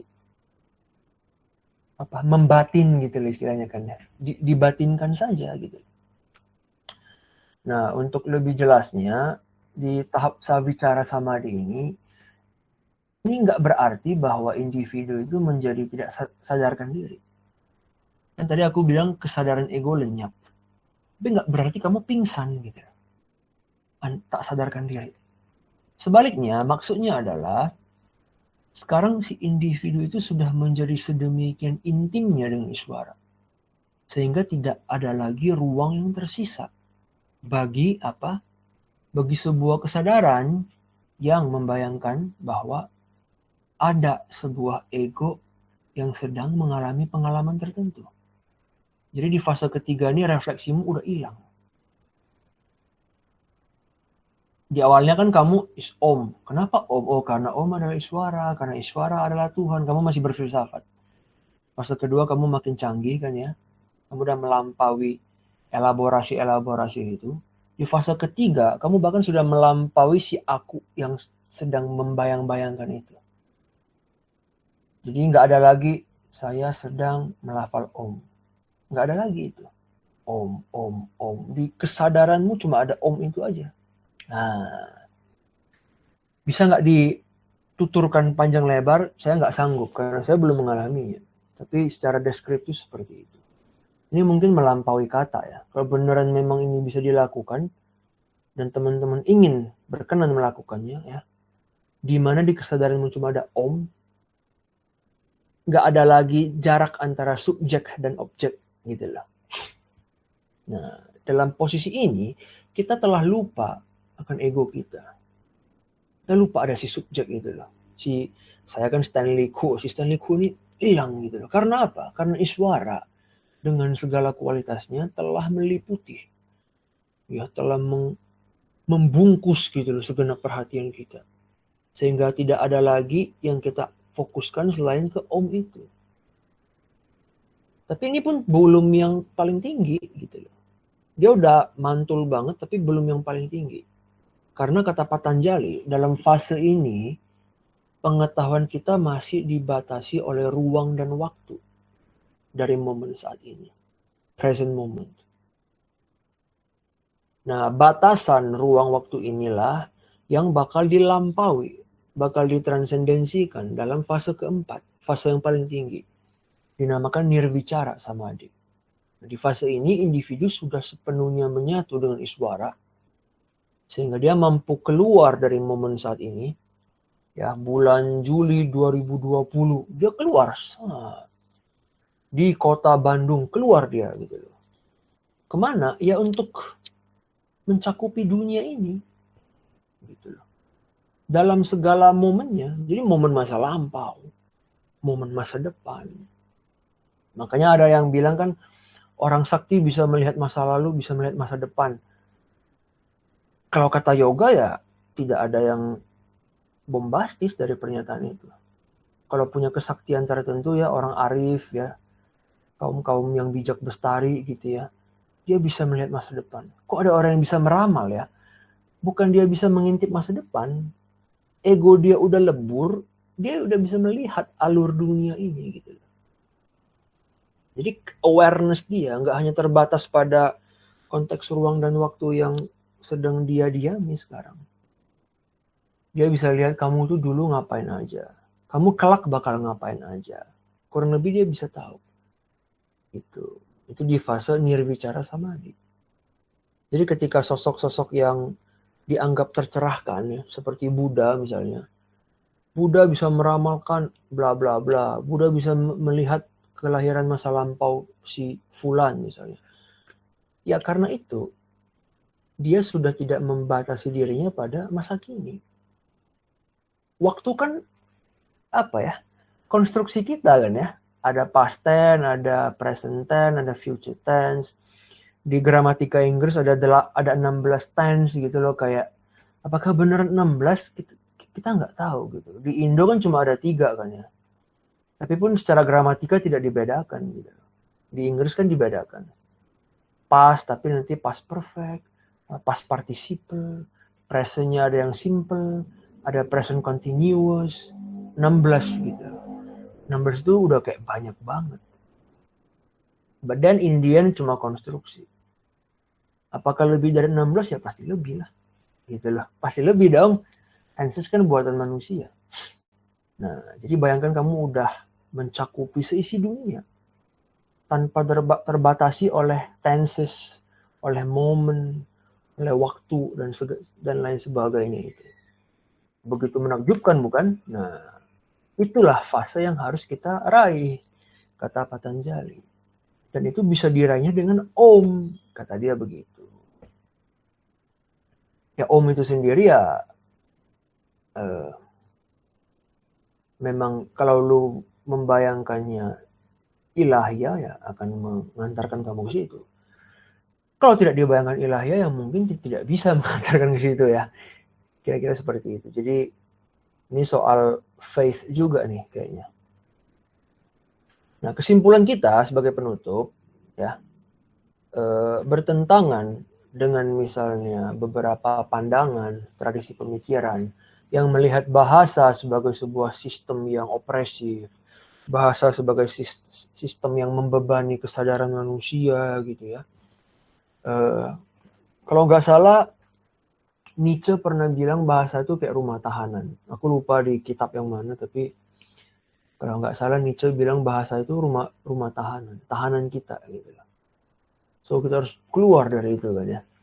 Nah, bertentangan dengan semua pandangan itu, Sutra Yoga karya Patanjali ya berargumen bahwa bahasa secara inherent punya daya, power untuk menyampaikan, to convey, to deliver knowledge, pengetahuan untuk apa?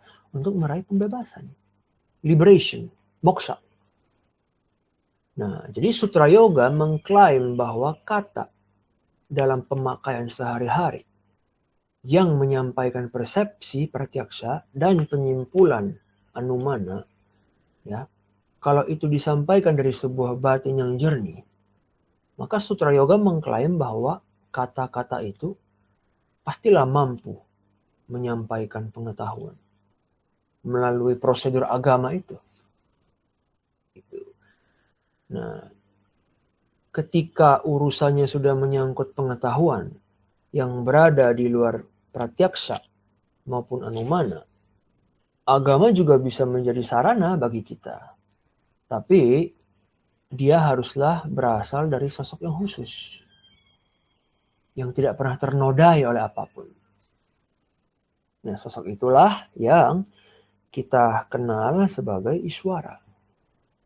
Jadi kira-kira demikian untuk pembahasan kita hari ini. Itu cara penyampaian yang paling simple ya, yang sangat dangkal sekali sebenarnya dari Sutra Yoga. Bagi yang ingin baca lebih dalam ya sangat dipersilakan. Tapi bagi yang tidak punya waktu buat membacanya ya kira-kira seperti itu kandungan dalam Sutra Yoga. Kalau kita mau bikin outline-nya, dia dibagi menjadi astanga itu 5 praktik pendahuluan dulu, setelah itu lanjut ke 3 praktik yang lebih tinggi, dharana, dhyana, samadhi. Samadhi bagi lagi jadi 4, yang paling tinggi itu nirwicara. Di fase nirwicara kamu keluar dari semuanya. keluar dari semuanya, ya kamu jadi semuanya kan ya, kan seperti itu. Kamu nggak lagi terkungkung hanya di masa kini gitu loh. Kamu juga bisa melihat masa lalu, melihat masa depan gitu loh. Itu bagi yang percaya. Saya sih percaya ya, meskipun saya sama sekali tidak punya pengalaman langsung apapun, tapi feeling saya sih bisa dilakukan kalau memang punya disiplinnya. Cuma disiplin saya tidak bagus-bagus amat, jadi saya hanya bisa menyampaikannya. Barangkali teman-teman ada yang ingin mencobanya gitu. Itu sangat dipersilahkan. Kira-kira begitu. Kita bisa melihat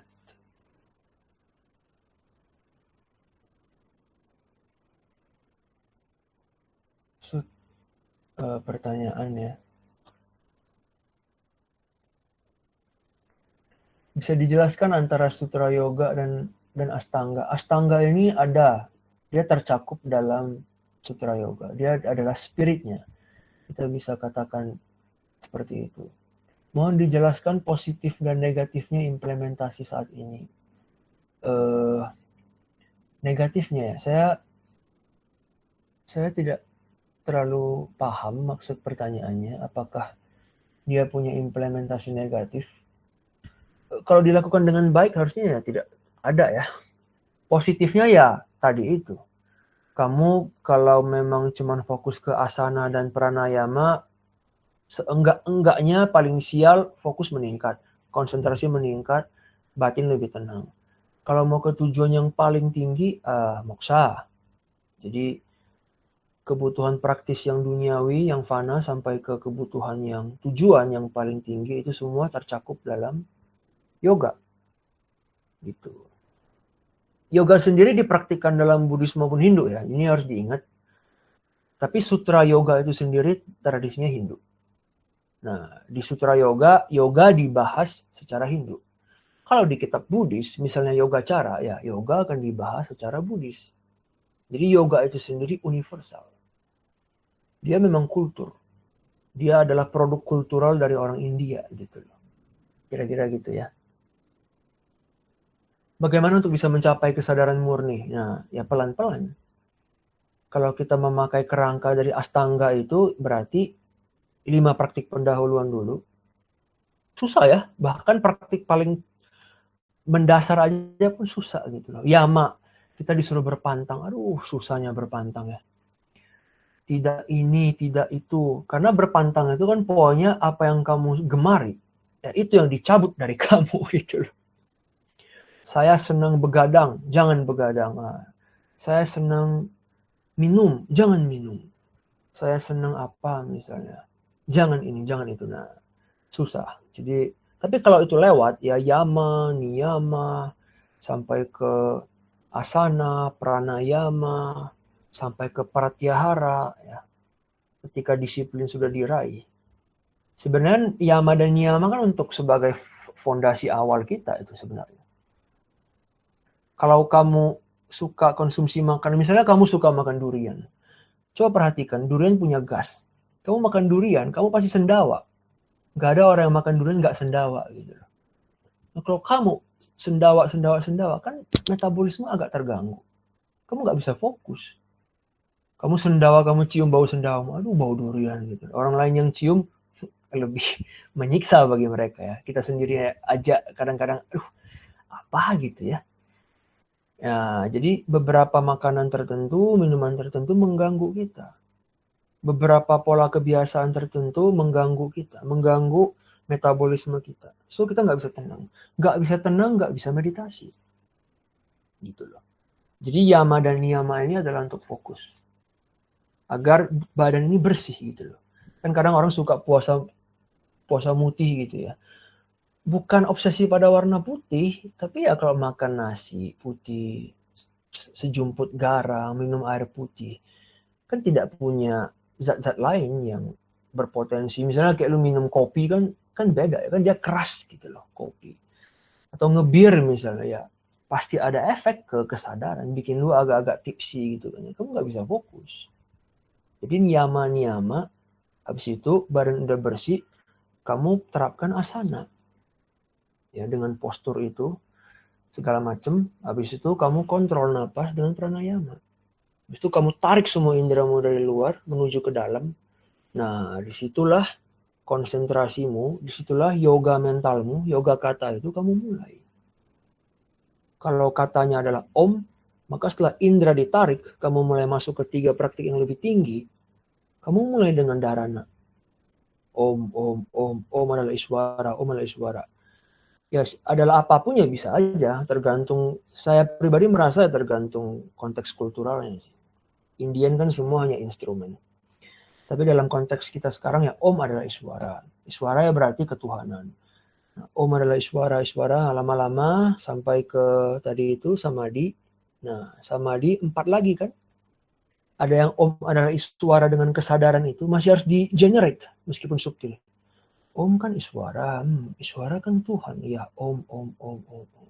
Lama-lama itu pun hilang.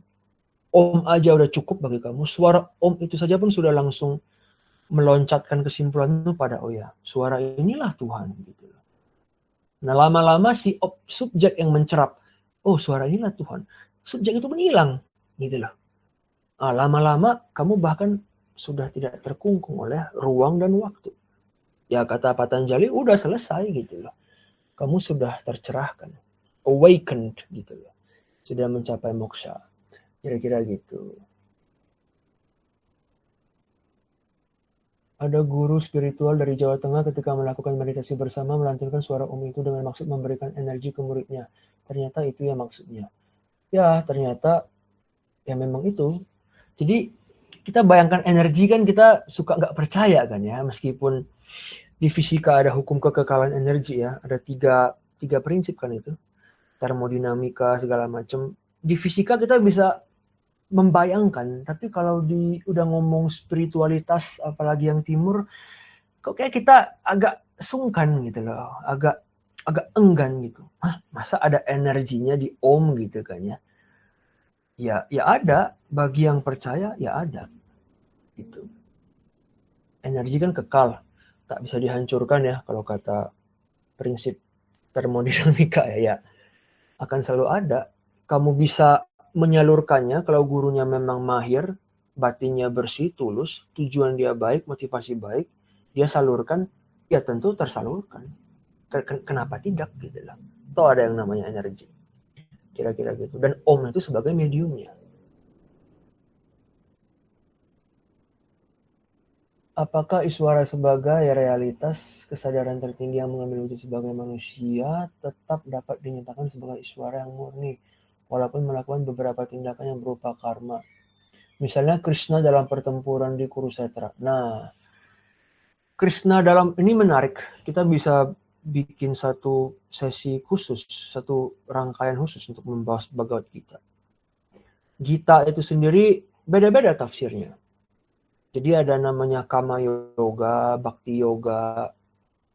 Ajaran Krishna kepada Arjuna di padang Kurukshetra itu Krishna tidak melakukan apapun yang salah. Itu bukan karma. Nah, kenapa itu bukan karma? Tafsirnya bisa macam-macam. Nanti kita mungkin gak ada waktu di sini untuk membahasnya. Jadi Shankara akan kasih tafsir yang satu, lawan debat dia namanya Ramanujan, kasih tafsir yang lain lagi, beda-beda. Tapi semua pihak bersepakat bahwa tidak ada karma di situ. Dia suruh, wah serang itu Kurawa, begundal semuanya itu, serang saja misalnya gitu ya. Tapi tidak bikin karma gitu loh. Karena apa ya? Karena tidak ada kotoran mental. Di Krishna tidak ada kotoran mental. Jadi karena tindakan dia tidak diwarnai oleh niat apapun, tidak diwarnai oleh kepentingan personal apapun, maka bagi para penafsir Gita dikatakan bahwa Krishna tidak melakukan apapun. Jadi dia tetap murni. Bahkan dalam wujud dia sebagai kusir kereta perangnya Arjuna, dia tetap murni. Itu ketika dia jadi seorang raja ya, dia kan raja apa gitu namanya ya. Ya itu hanya badan dia doang, badan manusia. Tapi secara batin dia selalu murni.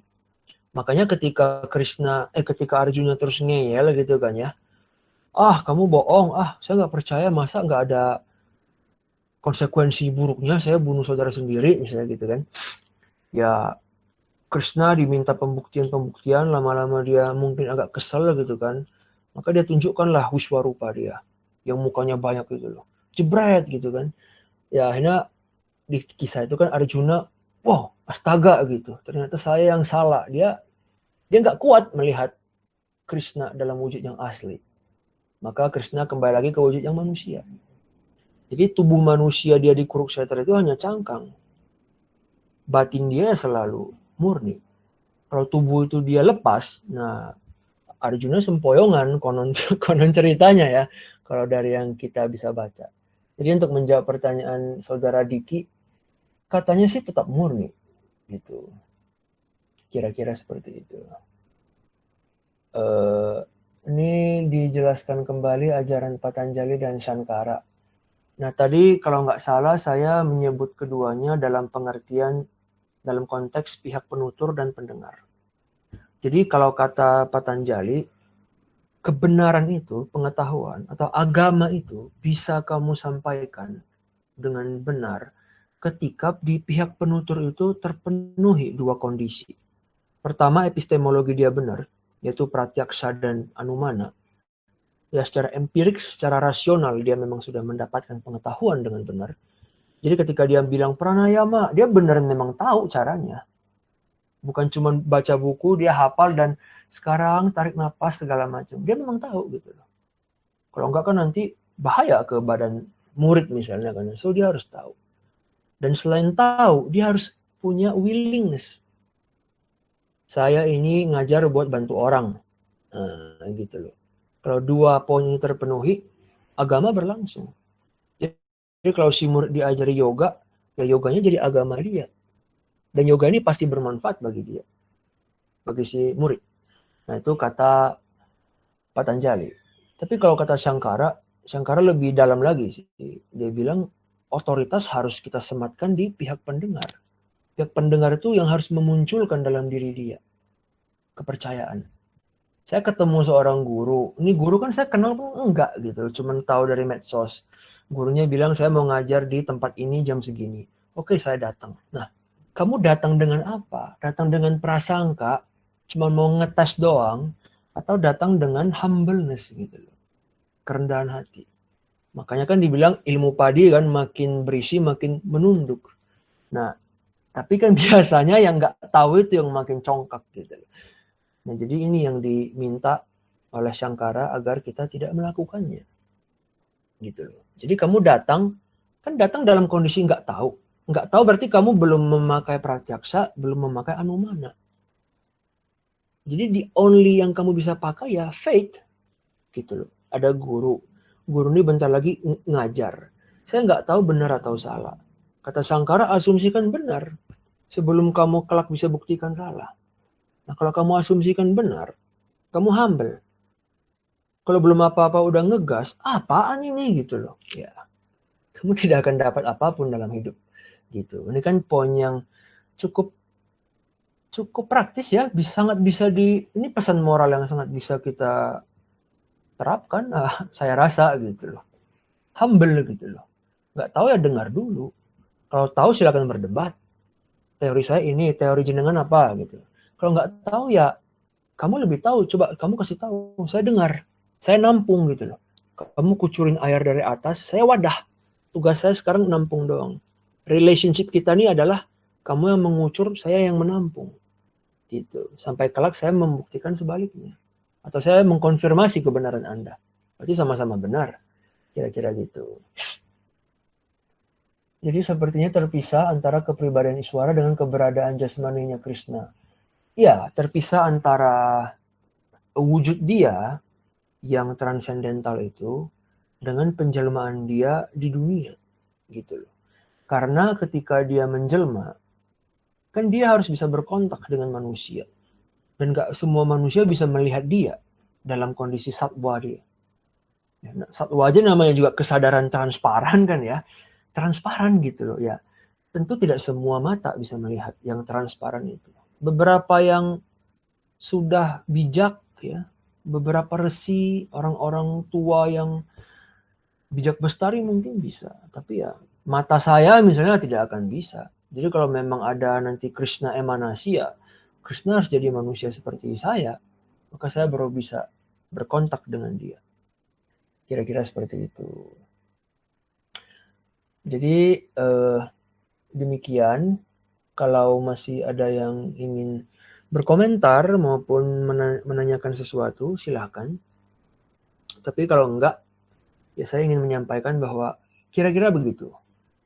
Sutra Yoga Patanjali dalam satu sesi gitu ya. Satu sesi berarti 1,5 jam ya kira-kira. Gitu. Tentu lebih dalam daripada yang saya sampaikan, tapi 101-nya lah, Sutra Yoga Patanjali 101-nya kira-kira begitu. Kita di minggu depan akan membahas tentang psikologi yoga. Kali ini kita akan berpaling dari Patanjali ke Bartrari. Nah, Bartrari ini adalah pakar tata bahasa, grammarian. Dia termasuk yang paling terkenal di dalam filsafat linguistik India. Karya magnum opus dia dinamakan Vakyapadya. Nah, nanti kita akan bahas apa yang disampaikan oleh si Bartrari ini. Vak itu artinya kan tuturan. Vak. Jadi Vakyapadya itu secara harfiah judul bukunya berarti filsafat kata dan kalimat. Bayangkan ya ada orang yang nulis buku judulnya kayak gitu. Filsafat kata dan kalimat. Kalau sutra yoga ya ini yoga ya, disiplin diri, mental, raga mental. Sutra itu harfiahnya diskursus. Jadi sutra yoga itu kalau kita Indonesiakan diskursus tentang disiplin diri. Nah, kita hari ini udah membahas itu. Minggu depan mungkin kalau ada kesempatan kita bisa membahas tentang buku yang lain. Magnum opus yang lain. Berjudul Filsafat Kata dan Kalimat. Agak teknis ya. Vakyapadya. Nah, meskipun dia linguistik, tapi dia juga punya semangat yoga yang sangat kental. Psikologi yoga dibedah dengan sangat dalam di Vakyapadya. Jadi itu pengumuman saya ya secara singkat kira-kira. Nah, kalau sudah tidak ada lagi tambahan dari teman-teman, iya, kalau sudah tidak ada tambahan, ini ada usulnya kita tampung ya. Nanti kita bisalah kapan-kapan kita selipkan Bhagavad Gita. Tapi anyway, hari ini kita telah berkumpul bersama. Terima kasih atas perhatiannya.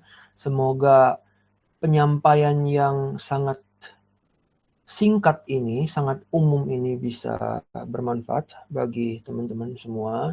Bagi saya juga terutama. Terima kasih atas perhatiannya. Sampai ketemu lagi minggu depan di jam, waktu, dan tempat yang sama. Semoga sehat selalu ya teman-teman. Jaga kesehatan dan semoga bisa terus menebar kebaikan dan kebahagiaan buat diri sendiri maupun buat semua makhluk lain. Terima kasih semuanya.